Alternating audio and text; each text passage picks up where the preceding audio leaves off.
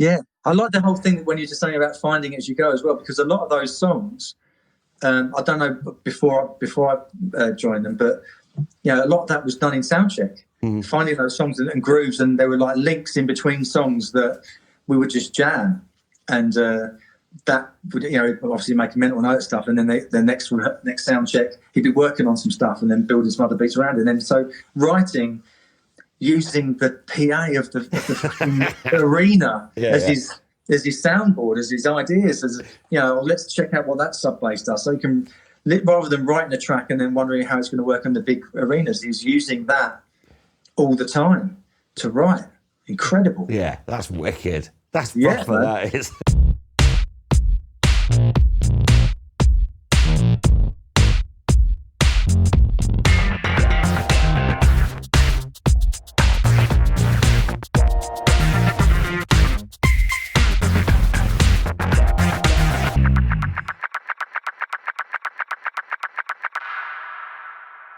Absolutely.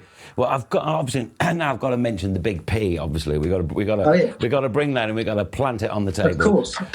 I mean, I owe them everything. Mm-hmm. You know what I mean? That's you know, I think the reason we're probably talking, or the reason we spoke in the first place, or you know, everything, all paths lead to other paths, don't they? Later on, you know, if you get a great opportunity and working with someone like someone like Prodigy, you know, of course that opens so many doors, and then it's what you do with that opportunity. Yeah, I owe them everything, 100%. Yeah, I'm so grateful to them. Mm-hmm. Yeah, that was a lot of fun times, some real crazy times, and sometimes a lot of head work. Yeah, but phenomenal, life-changing stuff. Yeah.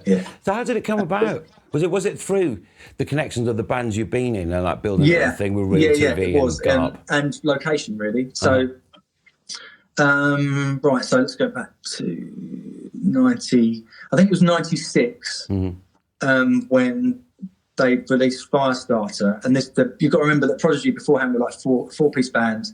You know, Keith and Leroy were dancing, Maxim emceeing. And Liam's like doing all the music and, you know, doing everything live musically.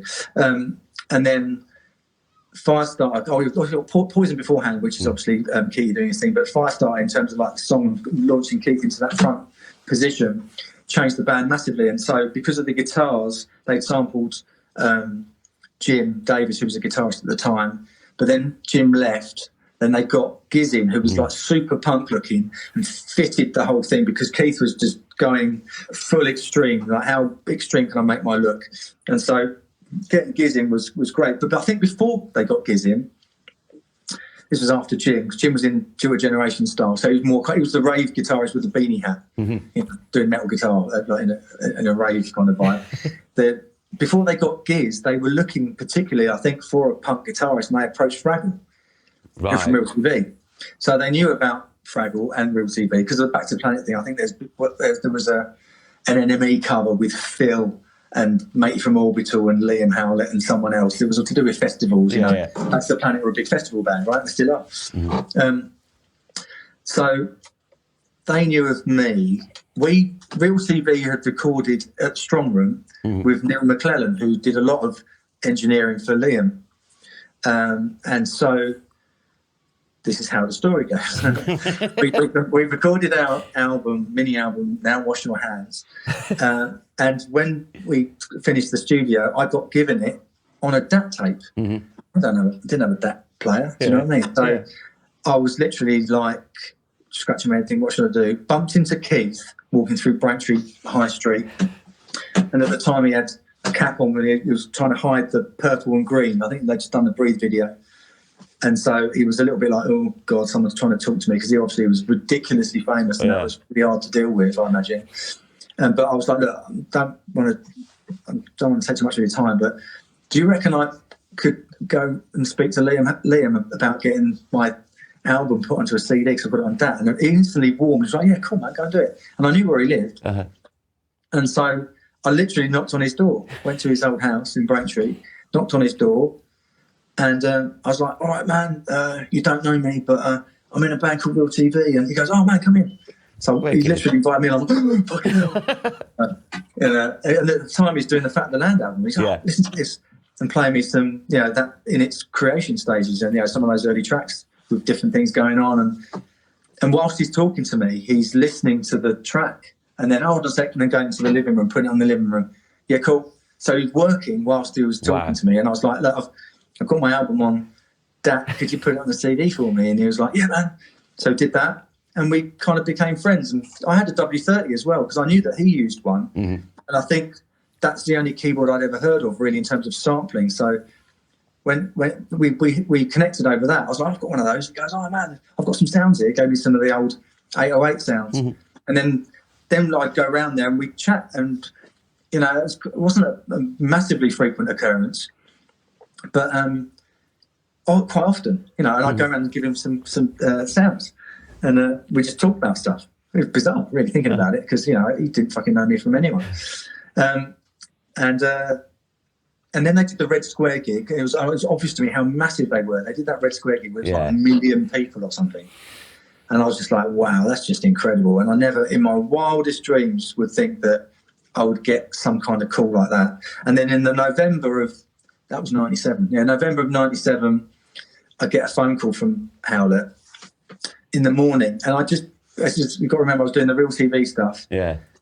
So working night shifts at the Royal Mail, probably slightly hungover or slightly mashed, and my brother's called Liam. So the phone rings. It's like 6 o'clock in the morning, or as far as I'm concerned. Yeah. Oh man, it's Liam. I'm like, oh man, fucking hell.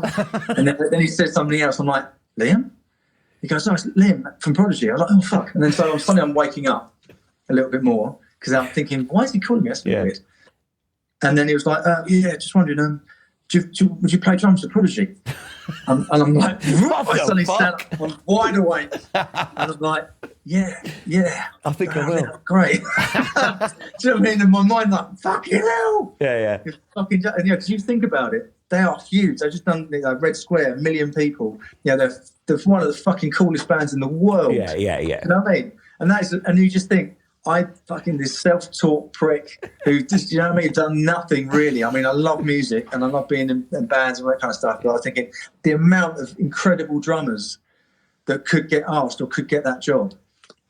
And I've actually spoken to a lot of those incredible drummers going, how the fuck did you get that job, man? I was like, I don't know. But anyway, so he was like, yeah, do you want to do it? I was like, yeah, cool, so I come over. He goes, no, man, we're in Germany at the moment, we're on tour. Because I didn't have a drummer at the time, they were just using the loops, And so obviously it was just mainly for the aesthetic, the punk thing. They've got a punk guitarist in. It's more like a band now. Yeah. The music that Liam was making was a lot more kind of chopped up breaks, more drums, more real, to match the energy and the anger and all the kind of passion that they're so good at portraying.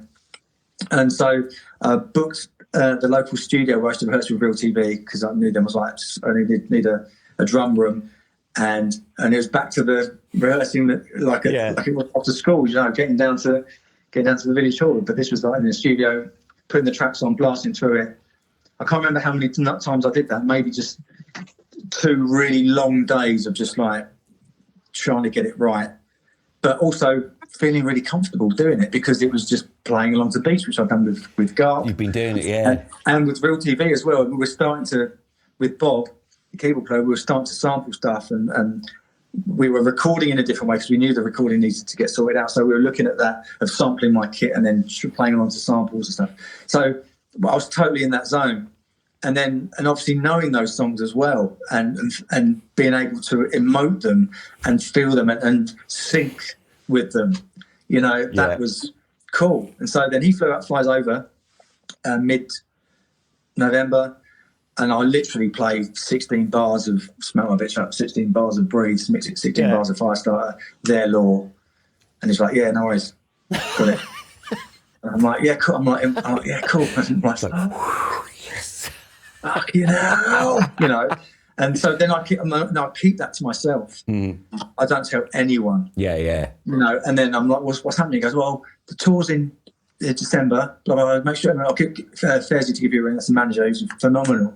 I don't know if you met John Fairs, incredible guy, best out there. And so then I think he flies back because they're still in the tour. And then, because I think the first date of the UK tour, they just literally come off Germany because, the crew were fucked. They've been really on it. That was my first baptism of fire. Newcastle gig, the first date of the UK tour was the Mayfair, I think it was called at the time, 9,000 people. Yeah. With my old Real TV kit, thinking, what the fuck am I doing? And I'd never met the band before. Mm-hmm. Never met, I obviously met Keith in the street, but I never met Keithie or Leroy. It was wow. It was incredible. And then doing a gig with monitoring. That louder than your kit. Well, obviously, suddenly everything's gone up that level, hasn't it, on stage? Oh, my God. It was, and obviously I had to set my kit up because no one in the crew, they didn't have a drum kit. Yeah. And so it was like really weird. And then I just consciously remember thinking to myself, don't fuck this up. Uh-huh.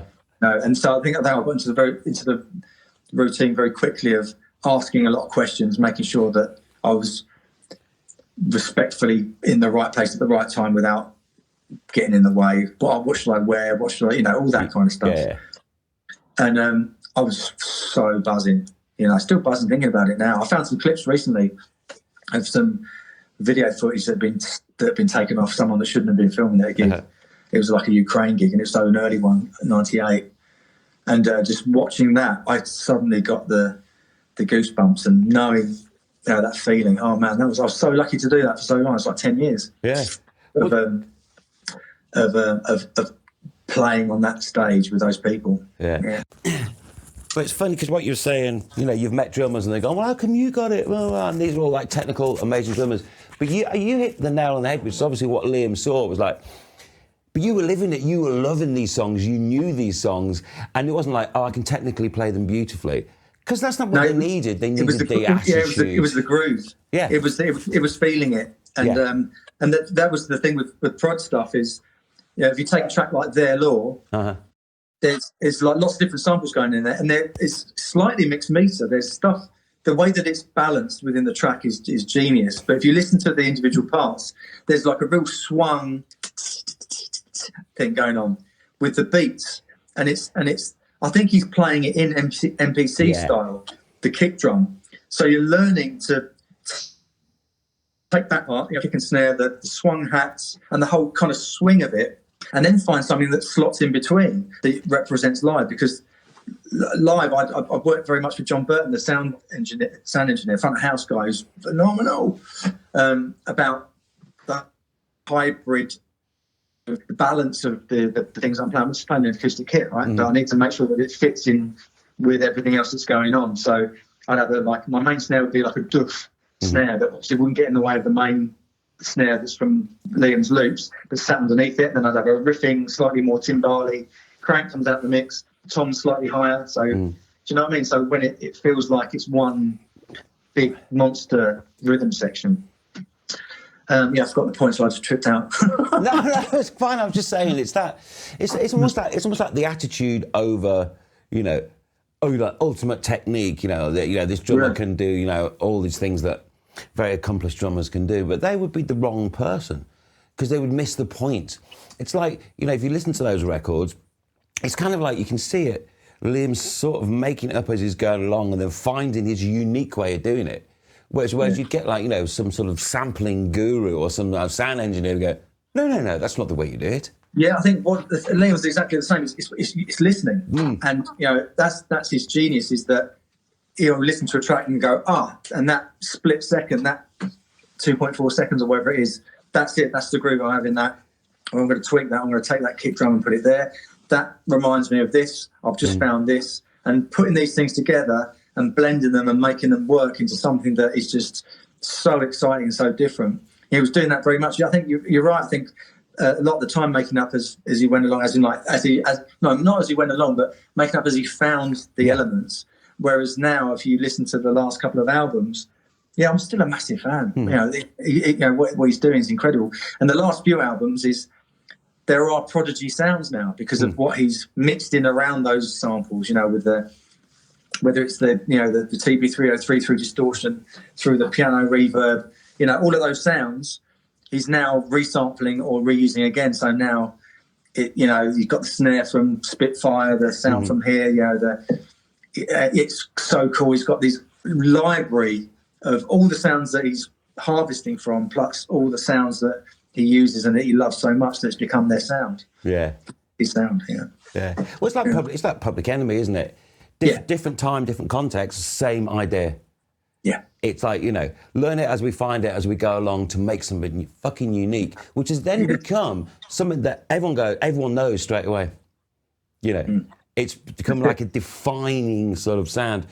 Yeah, I like the whole thing when you're just saying about finding it as you go as well, because a lot of those songs, I don't know before I joined them, but you know, a lot of that was done in soundcheck, finding those songs and grooves, and there were like links in between songs that we would just jam, and that would, you know, obviously make a mental note of stuff, and then the next sound check he'd be working on some stuff and then building some other beats around it, and then so writing using the PA of the arena as his soundboard, as his ideas, as, you know, let's check out what that sub bass does, so you can, rather than writing a track and then wondering how it's going to work on the big arenas, he's using that all the time to write.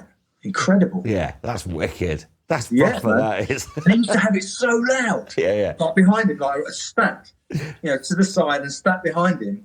And I'm thinking, how, you know, because my ears are pretty shot, you know, from cymbal abuse. Yeah. But, you know, and he's got good ears, you know. And he used to have that so loud. I'm like, wow, how are you doing that? But I think it's because he liked, I remember, you know, Keith and him talking about that, and Keithy about, you know, the volume they have on stage. Because that's that. They don't, if they're not feeling it gig, often, you know, people say, I wasn't feeling it, or the crowd weren't feeling it, blah, blah, blah. For them, it was very much like they needed to be enveloped by that sound. So the volume of it, and really good quality as well. So none of the harshness, but just power. And it was like you're inside your stereo, you're inside your headphones, you're in your own little world. And I think that's very much what they were seeking, and probably what they still seek, you know, what Liam still seeks, and what the band and the new band do, you know. And I remember walking across the stage during a sound check when they were playing Poison, and you've got this, you know, when one of the sections, and the sub, which is literally coming out of his W30, one output, the sub is so intense that the liquid in your eye vibrates from the amount of subs under the stage, that you'd get this, your eyesight would shake just from the sub. Awesome. Incredible. I'll never, you know, I don't think I'll ever have any experience like that ever again. Yeah. Amazing. And also you got a Baby's Got a Temper as well. Yeah. Well, that became a little bit of a sore point, I think, because the band were going for a strange time. I was doing the Flint thing, which didn't really come to anything. That was originally a Flint track called No Name, No Number. And it was one of the few tunes that Liam wanted to use. And so he did a version of it. And I glad he did as well, you know, because No Name, No Number, obviously it's different beast, and it was very churny, quite Zeppelin kind of thing going on. The Flint thing was very organic in the way that it was put together when we were working with youth, even though some of it wasn't really intended like that. But Liam got the hold of the stem, sped it up, and changed a few bits, but most of the lyrics were the original ones that myself and Keith had worked on. But then some other lyrics would come in, and it was arranged a little bit.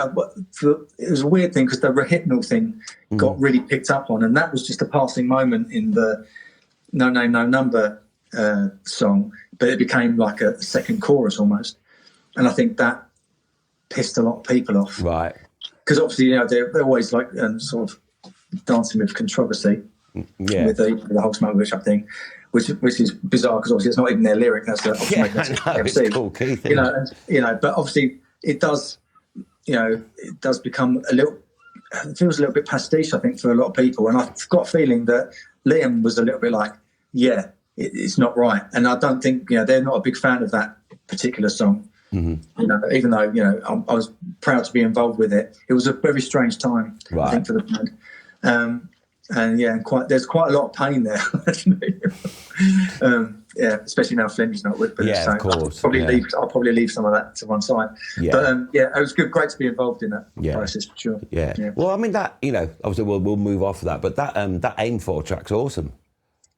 Yeah, I've been going through my attic recently just because Zoe's been going crazy, like, get rid of all that crap, please. You know, there's loads of boxes full of bits of paper and photographs but also loads of CDs. And most of the CDs that we got rid of,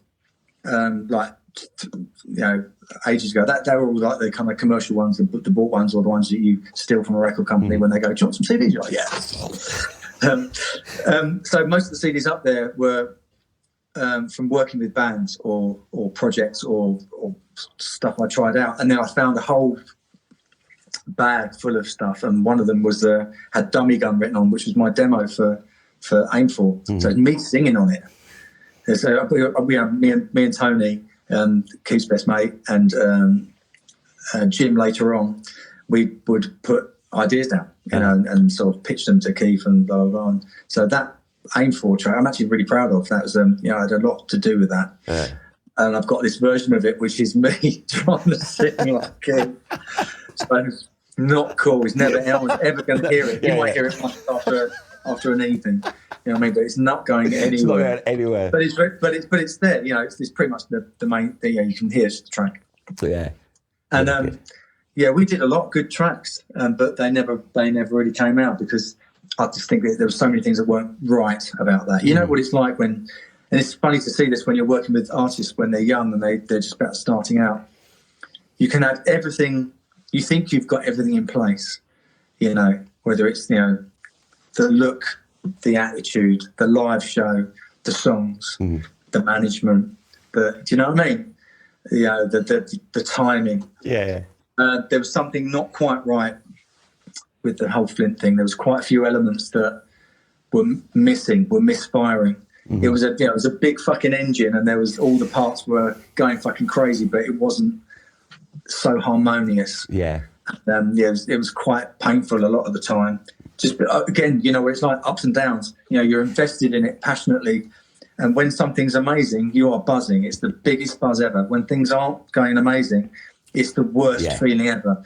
And once that Flint thing kind of folded, we had a big deal, ridiculously big deal, which I'm sure a lot of people got into trouble over because it didn't work.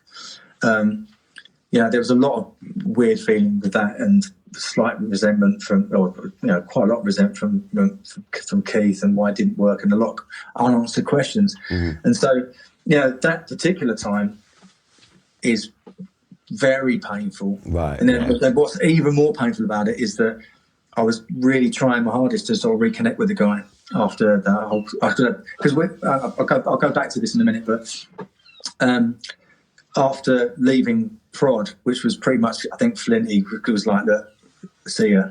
You know what I mean? Which I totally understand and respect, because, you know, it was like, it hadn't worked out, and it could have been something really, really fucking cool, or maybe not, because maybe the fuel that he got from that not working out, he put into the subsequent Prodigy albums, which are fucking amazing. Yeah, absolutely.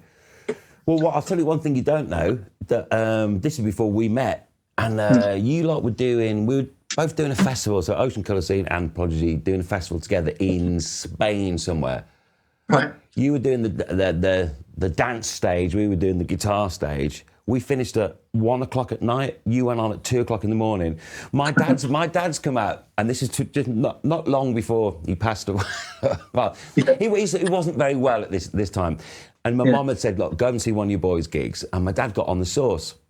So by the time we've come off stage, he's hammered, and we all want to leave. And my dad's going, I want to see the fucking Prodigy. And want to see the Prodigy with you standing at the side of the stage. So we stayed till you lot came off the stage about 3:30 in the morning. Was this the one where one of the stages got destroyed by the winds? Yes. And so it was us and System of a Down on that side of the stage. Yeah. And so everyone was going, oh, we're going to go. And no, we said, no, we're going to stay. And so the crowd were fucking going crazy. And we went on at stupid o'clock in the morning. Yeah. And I just remember standing there side of the stage, watching the Prodigy, and you, obviously. And then my dad, we got in a van, which the promoters had kept the van on to take us back to the hotel. And my dad was singing Friggin' in the Rigging all the way home.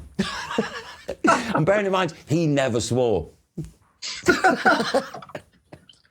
Oh, that's brilliant. So, a little Mate, aside. those festivals were insane. Yeah. That was a mad one, because that was the sun. I think the sun started coming up throughout in the set, and there were fires being lit, and everyone going crazy. An incredible crowd that was. Yeah. I think it was festive mad. Yeah, like yeah, and it was. Yeah. All right, let's let me throw more recently Sleeper. Oh yeah. So this is you now on bass. Oh my God, yeah. I love it, don't I? So that came about through working through BIM in Brighton, doing the artist development and songwriting and performance stuff, and knowing Andy McClure through that, and moreover John Stewart. I spent a lot more time with John Stewart because I was wanted to better myself, and so I did my PG Cert HE line, teaching and learning, which I thought was a good idea to do, and it stood me in good stead, and really did sort of kind of configure my brain in certain areas, which was great in a really good way. So one session with John Stewart, this was years ago actually, 2008, 12 years ago. I said to him, look, because I was a Sleeper fan, I remember seeing them at the Ipswich Corn Exchange supporting Blur, you know, and was a fan ever since, and you know, they wrote some great songs. And so I said to John, kind of jokingly, but at the same time, kind of just planting a seed, going, "Oh man, if you ever get Sleeper back together again, let me know. I'd love to play second guitar or keys," because I knew they had some session on tour back in the day. And he laughed and joked about it. And then he was like, "Yeah, well, some years I want to get the band back together again, and other years Lou wants to get the band back together again, but we never want to do it at the same time. So it's probably never going to happen." And then something obviously changed in Lou's mind. I think life's short, and she's got so much energy as well, and she's written some amazing songs. There's an opportunity to get out there and play these songs again, and I think it was just a case of testing the water, or just seeing what happened, or just going, fuck it, let's see what happens. And so that was 2017. And then they said, "Do you want to?" That's right. They phoned me up and said, "Do you want to play bass?" And I was like, "Well, what about Deed?" Because I was a big Sleeper fan. And for me, if the band were going to get back together again, as a fan, I'd be like, "It's got to be before." Yeah. But I think there was some politics there. I think he wasn't the bass player for all the way through, so I don't think that was an option. But originally, even though that they told me that wasn't going to happen, I think all the early days I was going, well, I'll play bass, but if he's going to come back and do it, I'll just jump on second guitar or something. Yeah. If I can, that'd be lovely. But we got in the room together and played. And I think at first were quite shambolic, because none of us have played for such a long time. And I've played bass in bands before, but not with such intricate bass lines. Deed wrote some fucking amazing bass lines. Really, really cool, very clever, and weird and wonderful. But you just don't think it because they're really fluid. And so the first few were a bit wonky, but there was something happening. There was a spark, and it was that same kind of vibe when I was with Real TV, or whether I was with Garp or those early bands. That when you're in the room and you're feeling it, and that communication and that kind of little musical in jokes that have happened in a split second, all of that stuff, that magic.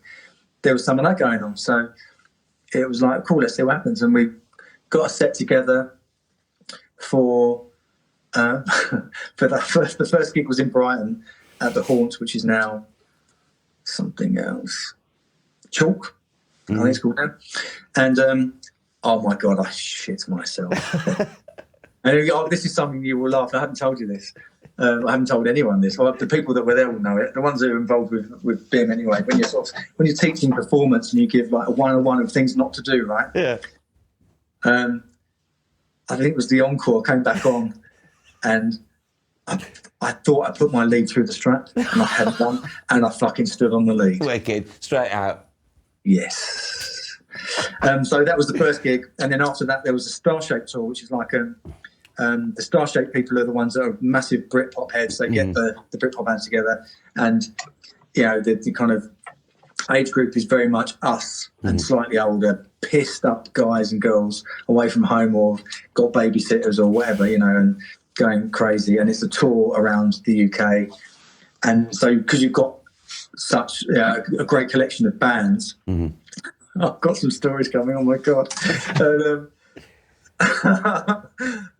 Because by yourself, Sleep will come back and you'll probably be able to get a few people together. But when you haven't done it for a while, it's a safety net, isn't it? To get Blue Tones, and Sleeper and Dodgy and Space and Salad and all these other people back on. So we did this big thing, and it was fucking great, and it kicked off something crazy, and and it was really interesting seeing the bands that you used to go and see as a kid. And I was a Sleeper fan, and so being in that was bizarre enough. But being backstage with Dodgy, and I'd seen Matt around before because of the drum stuff. When I was doing the Rhythm magazine things, he was good friends with Louise King, and so we kind of knew each other from that. But the thing is, though, we didn't talk at backstage this one. He was in his own vibe. Dodgy are still doing their thing, very much. And as our Space, and maybe from Space, man, he was having it. Like bottle of red wine every night, like before going on stage. And, the bands that he's coming out with, bearing in mind there's probably some grandkids in the audience. It was like a bit questionable at the time, but nevertheless hilarious. I mean, they were cool. Being on tour with those guys was fucking great.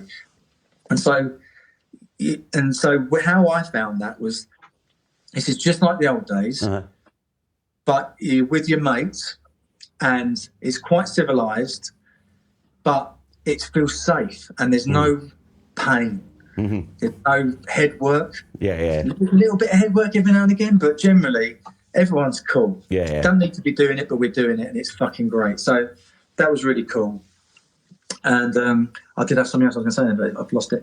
But and so then it was just, we had a discussion about whether we're going to write some stuff, and Andy and Lou have been writing some bits and pieces. Me and John did like demo 10 tracks or so, which Lou didn't like at all. But I think they're fucking great, so I'll probably use them. Just keep them. Exactly. Exactly. But to be fair, the tracks that Andy and Lou were writing were like, okay, this is really good, really exciting. And so we all got together and put the parts together and did that like a band. The first, especially, I mean, we did 12 tracks for the album, I think it was, and especially we did it in 2 batches with Stephen Street, which was an honour. Cool. I slightly fanboyed out. I had to really kind of calm myself down a little bit. Just take it all in, but very cool. But in my mind, I'm like, look at that, Stephen Street. Big Smiths fan, back in the day. And obviously the stuff he did with Blur, incredible. So to work with him was dead cool. And we did an album, which I'm really proud of. Wicked. Yeah. It's not bad, is it? It's not bad, really, is it? If you look back at it, if you go back to pre-GARP and Real TV, you know. Oh, this is the thing I was going to say that I just forgot.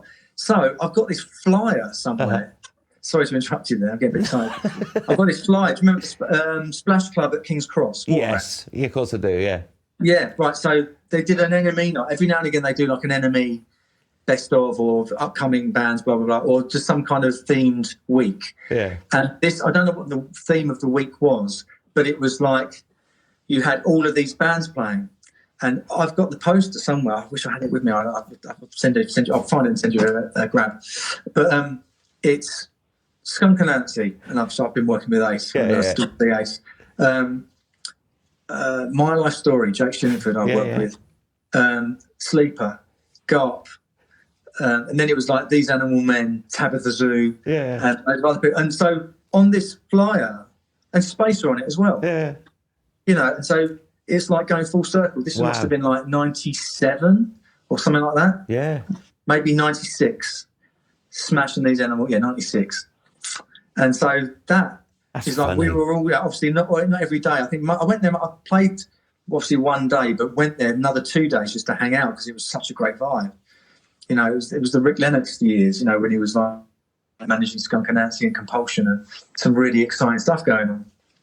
Yeah, so I've got that. You say that captured one moment in time, and then fast forward to the last few years, I've been interacting and working musically with a lot of those people.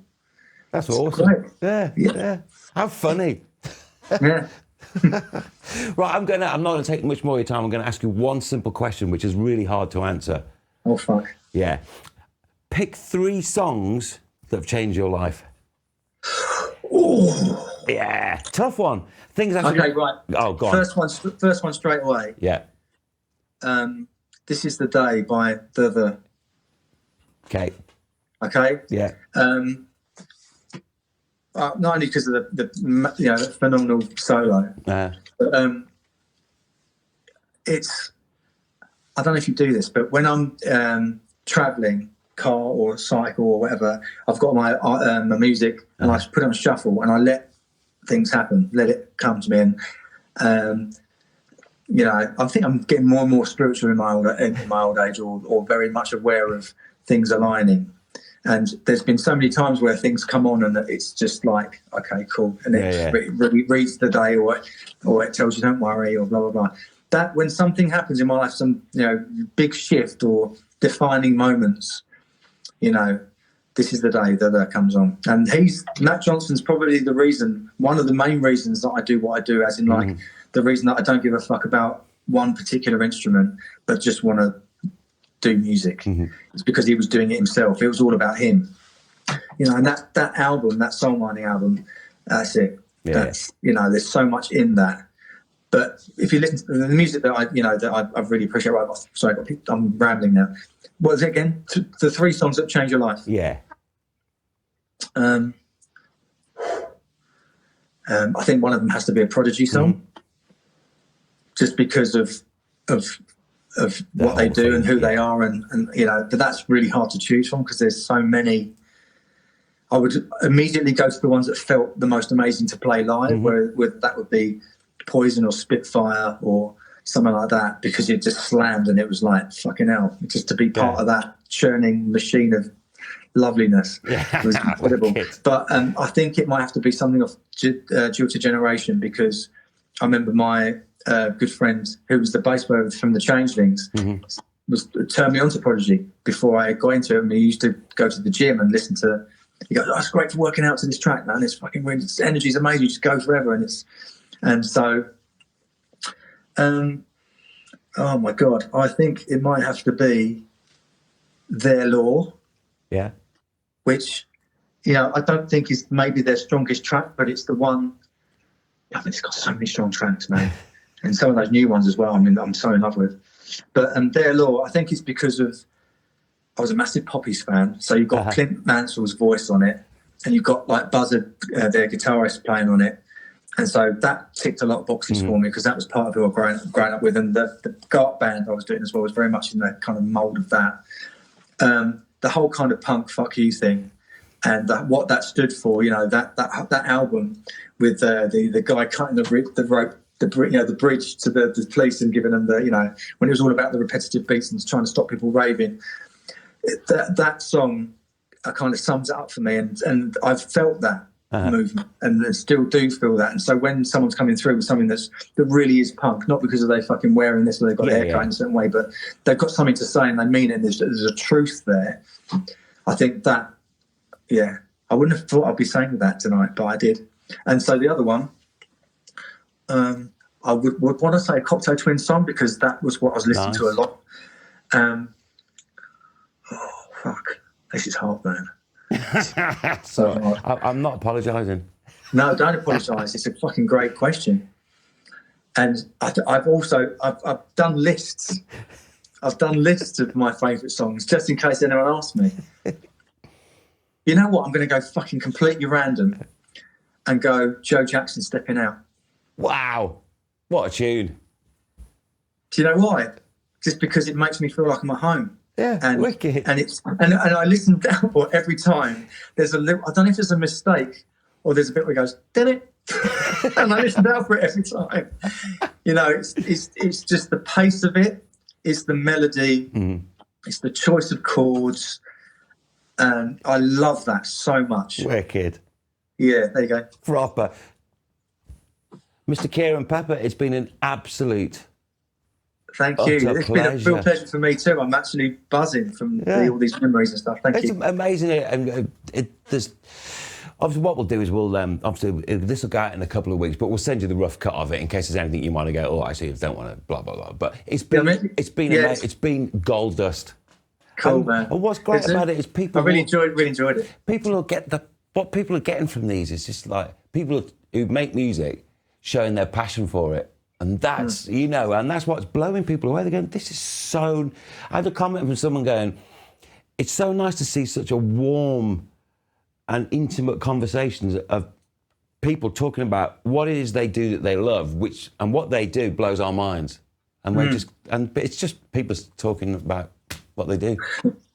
Yeah. That's it. And it's so important to sort of to tap into that, the emotions behind it all. Yeah. It's very easy to look at sales or records or listen to a piece of music and kind of look at what you think that is. It's the people behind it, isn't it? Yeah, exactly. Yeah. That's it. Boom. Mate, I'm so honoured to be part of it. Thank you. So am I. So are we. I hit here at Kredd Towers. Cool, man. Have a great evening. I'll speak to you soon, yeah? Bye. See you, mate.